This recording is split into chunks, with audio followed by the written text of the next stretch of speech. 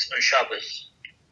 Are there special circumstances in petting / touching / walking on a leash your pet if you are the main caregiver, or are these all forbidden on Shabbos? Okay, so yeah, that's the petting you cannot pet. So if it's itself came and it touch you, there is no problem. But you actively don't do anything. Walking is a problem. Of course, the biggest problem is to pick up after your pets. That's the thing. So you're not this waste is 100% muktzah, not allowed, and you're not allowed to carry. So if you walk on a short leash, not a long leash that would touch the floor. Sometimes these people like in all the like in now when I walk in the morning, they think no, like when I go to shul. So some people think that they're the only one, the dogs, and they put 50 feet this leash like you normal. So of course this leash sometimes on the floor. But if you have short leash, so it's like basically the idea is that you're not carrying the leash. Who is carrying the leash? Your pet is carrying the leash, and you just holding on to the leash. So you're not holding on to the pet, but to the leash.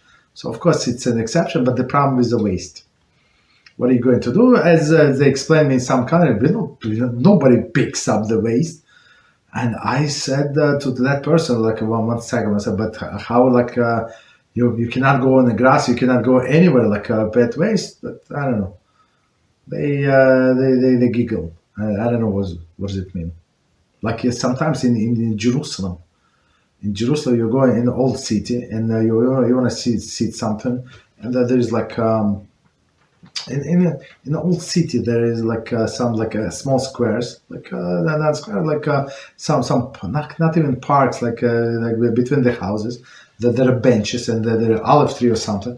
So but you cannot see that because of the cat waste. So they like cats very much.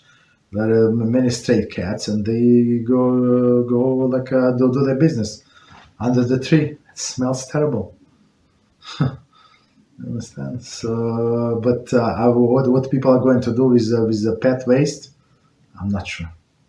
So if you have your private house and you have a backyard and your pet can go and do the business, come back, that's the ideal. But for others, I'm not sure.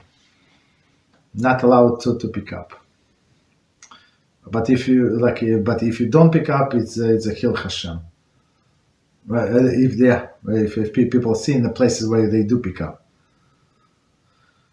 So that's a very tough question.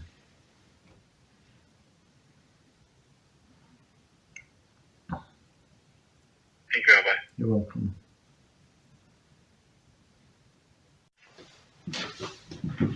Okay.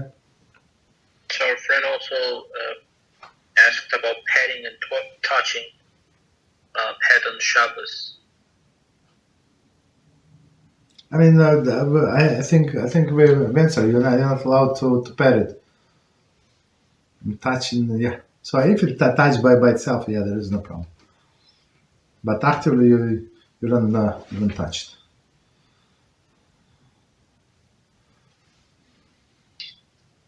Thank you, Rabbi. You're welcome. Next question.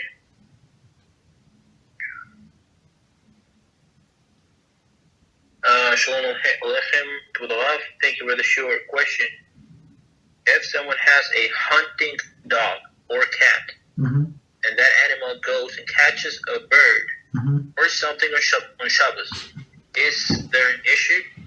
I mean, it's not. I mean, for us, it's a muktzah. So make sure that it's this prey outside. Don't bring it home. I mean, in the regular day, you don't want to bring it at home. But let it live outside.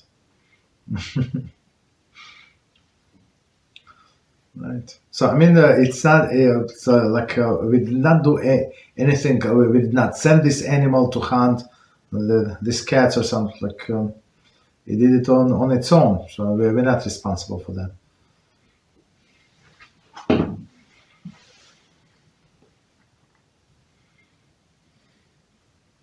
Thank you, Rabbi. You're welcome.